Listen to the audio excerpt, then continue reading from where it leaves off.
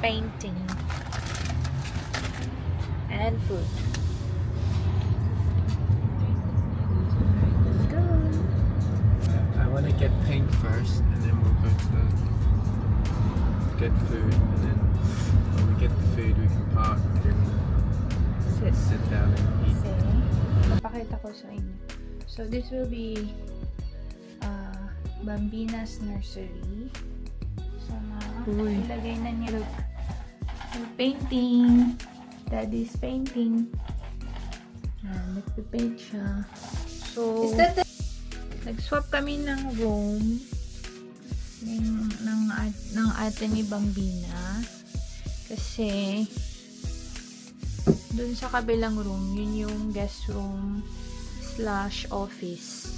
Sabi ng mom-in-law ko, parang ano daw yun, good luck daw. Pag may nagbigay sa'yo ng old stuff, just use it. Because yung gumamit nun is healthy and malaki na. So, sabi ng mom-in-law ko, good ano yun, good omen. Tabi ng bed namin. Kasi first 6 months ng bata, ideally, katabi mo sila matulog. Pero meron silang sariling crib sa tabi ng bed nyo. So, pag 6 months na siya, dito na siya matutulog. With the medyo cute naman. Yan. O, diba? May hanger na yung anak ko. So,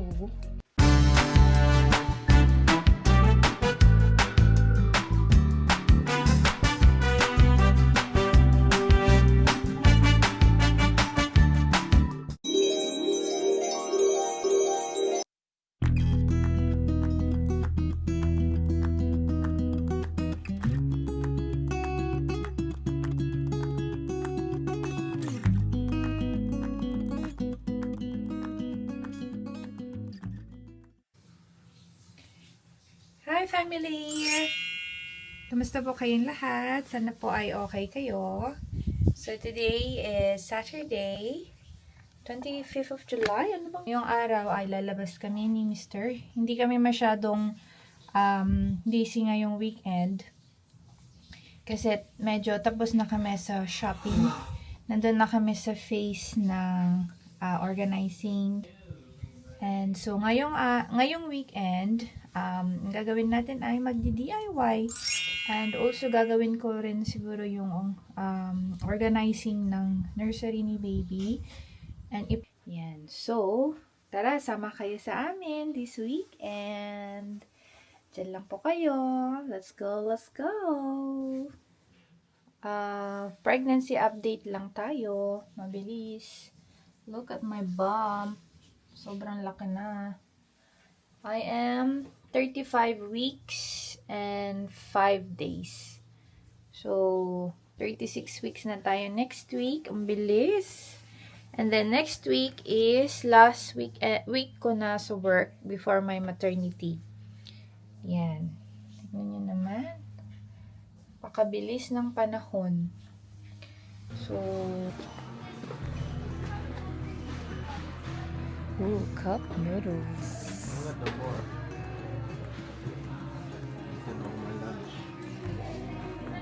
There, I like that. Oh, there's curries. What's that? Caramel? Yeah, that arrow last night trying to play and eat. You should get Lady Age treat. Huh? There's something nice. Sometimes I do think, you might just get something like this and just like...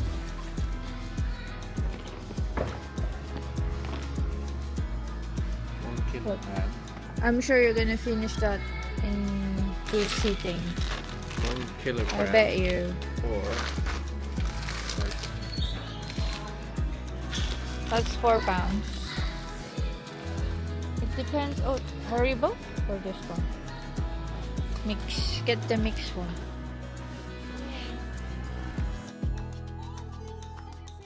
To the next shop. We're going to the next shop. Where are we going now? buy paint. I thought we're gonna buy what? But that's all at the same place. Where? Vincent? Huh?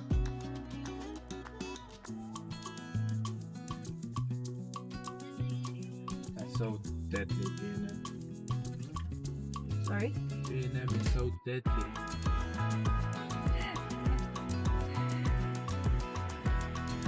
We can't be trusted in the end. Just like that, really bad.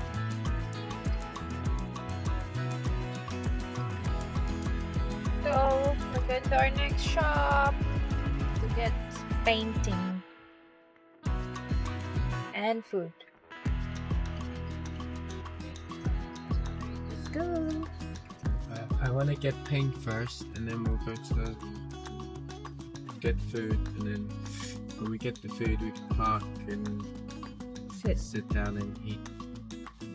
Yeah? Yeah. Right. Sorry, I don't think I got where you're gonna get the painting. Is it not any? Wait. Alwix. Go there. I'm trying to get that 5 litre. Was it cheaper? Yeah. Well, It's it's that one. it's not cheaper for overall, but per litre it's a lot cheaper. So we can still use it later. Yeah, later, exactly. Yeah. Oh, they have sitting place there, so we can sit there later. I was just gonna check the Wicks if they sell it there. Okay. 'Cause it was £30 for 2.5 litres, but I see it's £37 for 5 litres. Oh, that's cheaper.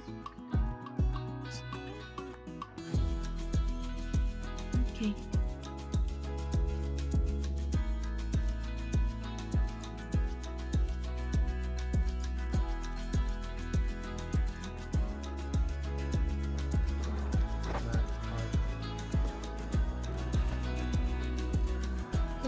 Was it matte? Yeah, it's matte. Okay. Because basically matte means it's like Not glossy. Look at the label. Yeah. Okay.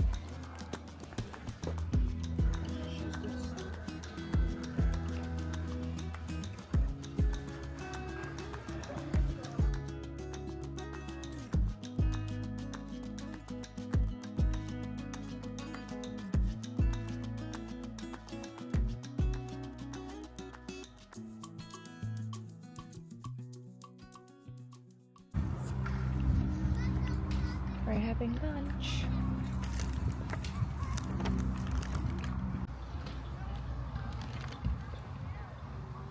We're eating our lunch at the park. We're having bacon.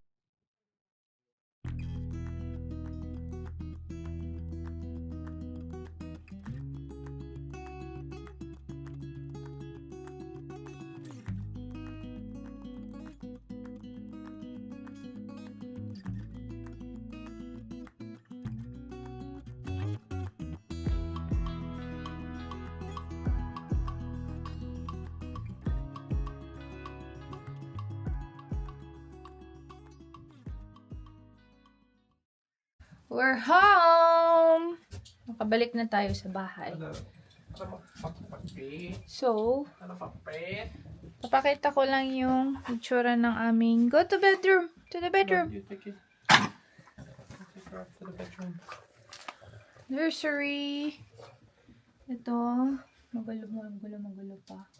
Ang dami pang stuff. Diba? O, yan. Yan.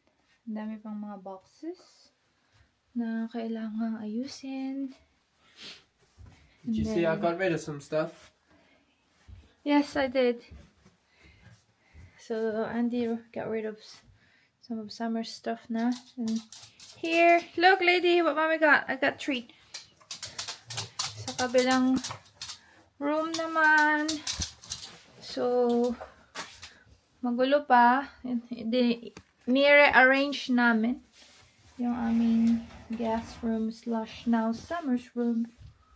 This is on this office desk. And we got some of this wardrobe. Full length mirror. Oh, you put her clothes now. Yeah, Here, no? And some stuff. I told you. Yeah. Even in the drawers. And the drawers. Yeah. Yeah. So, this is Summer's new wardrobe. Come on, lady. So, kami ni lady, we're going upstairs to rest for a bit. Then, when we wake up, pagising namin, yun, mag-aayos ako ng nursery. Tingnan nyo naman tong aso ko. Look. Oh, look. Say hi to the vlog. Okay, good girl. Right, up in the bed. In the bed. Jump. Okay, nicely. Good girl. Lie down. Medyo napagod ako sa aming paglabas. Kaya, ang gagawin natin, matutulog. Matutulog muna tayo, family. Medyo napagod ang buntis.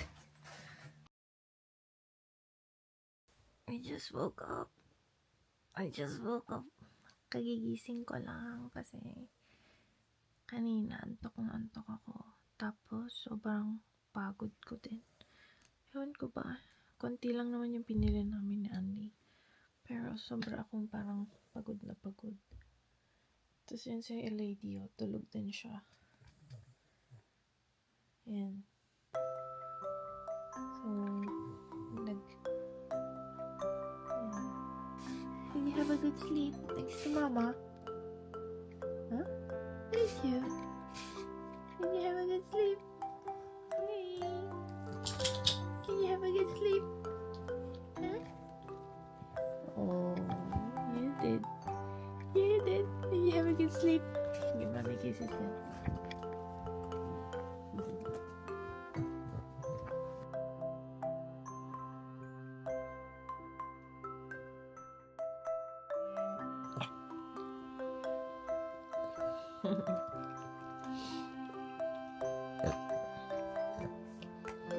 Thank you. Thanks for my kisses. Sweet Nelly. She's so sweet.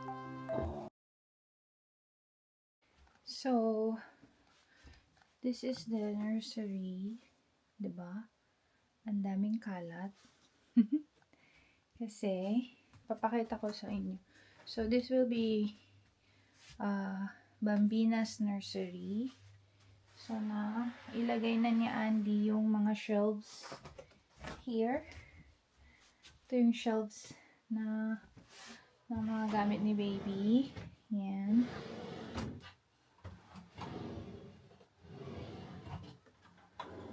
Mga gamit pa kasi si Summer dito.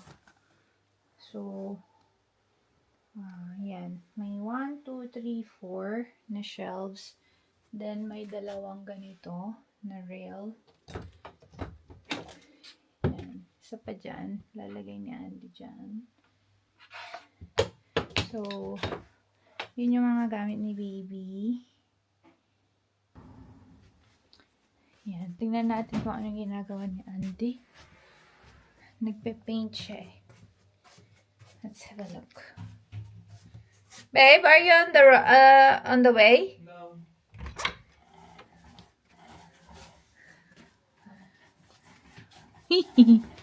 Uy, look. We're painting.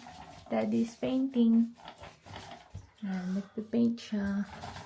Is that the color you like? The type of white you want? Yeah? Okay. So, Andy took off itong cortina. Yan, this will be Summer's room. So, messy pa. Still a messy room. But Daddy will finish it. No, Dad? Yan. So, yan. Iwan muna natin siya. Busy siya nagpe-paint. Samantalang ako, ang gagawin ko ay lilinisan ko to. Itong ano ni baby. Shelf niya.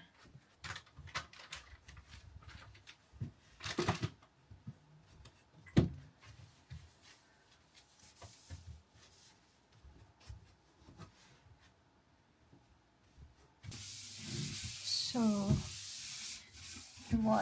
linisan natin ng wipes itong mga shelves para ready na sa paglagay ng mga gamit ni baby. Alam nyo, hindi ko in-expect na. Syempre, expected din na madaming gamit ang mga baby. Pero feeling ko, yung mga nabili namin, ang dami na namin nabili at saka nabigay sa amin. Pero, I feel like, parang yung baby ko, baka may mga kailangan pa ako na hindi ko nabili. So, hindi ko.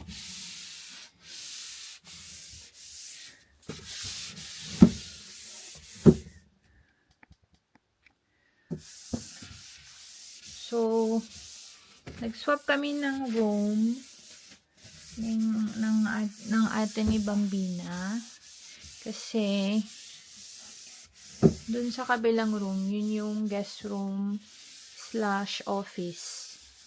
Si Andy 4 days a week siya nandito sa bahay to do dito siya nag-work from home.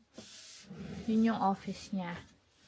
So, hindi naman pwede na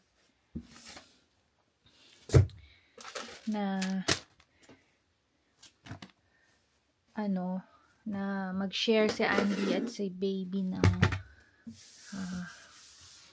kwarto. Tapos ito is bakante. So, sabi namin, since every other weekend andito si ate ni Bambina. So, sabi namin, kasi syempre pag matutulog si baby ng alangan naman habang nag-work si Andy, natutulog si Bambina doon. 'Di ba? Katabi nung crib niya habang nagmi-meeting si Andy. So, na lang namin na magpalit ng kwarto.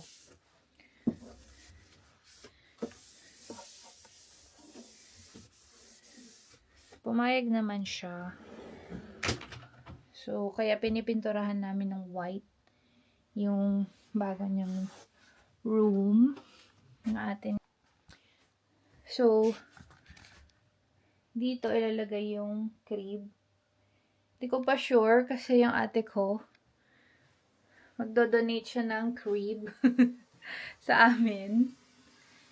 Sabi ng mom-in-law ko, parang ano daw yun, good luck daw.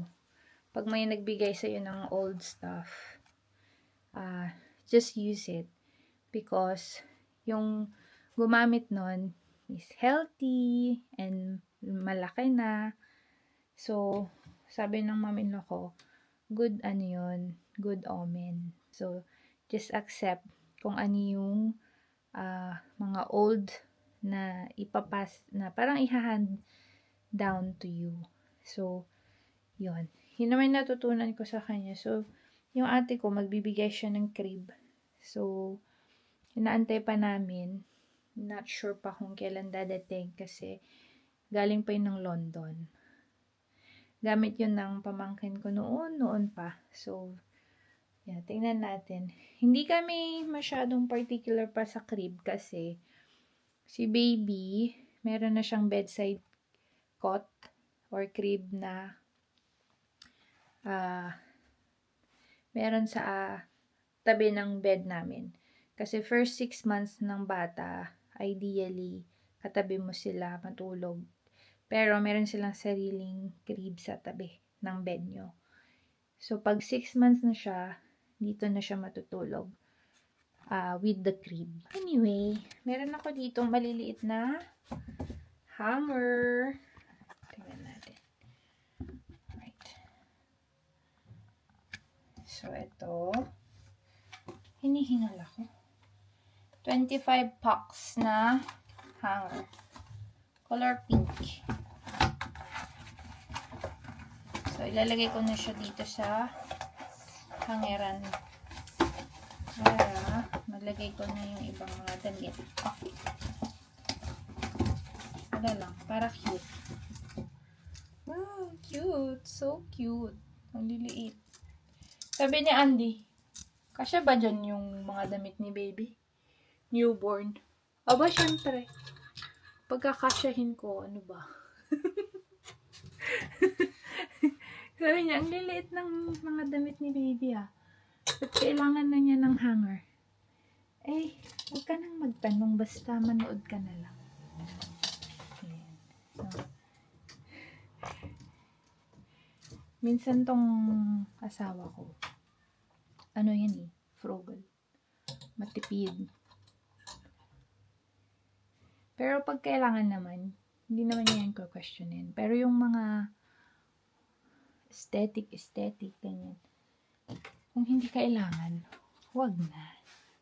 Syempre tayong mga babae, di ba? Gusto natin medyo cute naman. Yan. O, di ba? May hanger na yung anak ko. So, next. Yung mga damit niya. Meron pala. Isa pa. May isa pa. Ito. Lagay ko na tong organizer. Yung mga damit niya, plaplansyahin ko pa. Nalabhan ko na. Pero, kailangan plansyahin. Nasa taas. Mamayang gabi siguro magpa-plansya. So, ito yung nabili namin sa IKEA. Ay, nahulog. Na organizer. Tingnan natin kung maganda ba.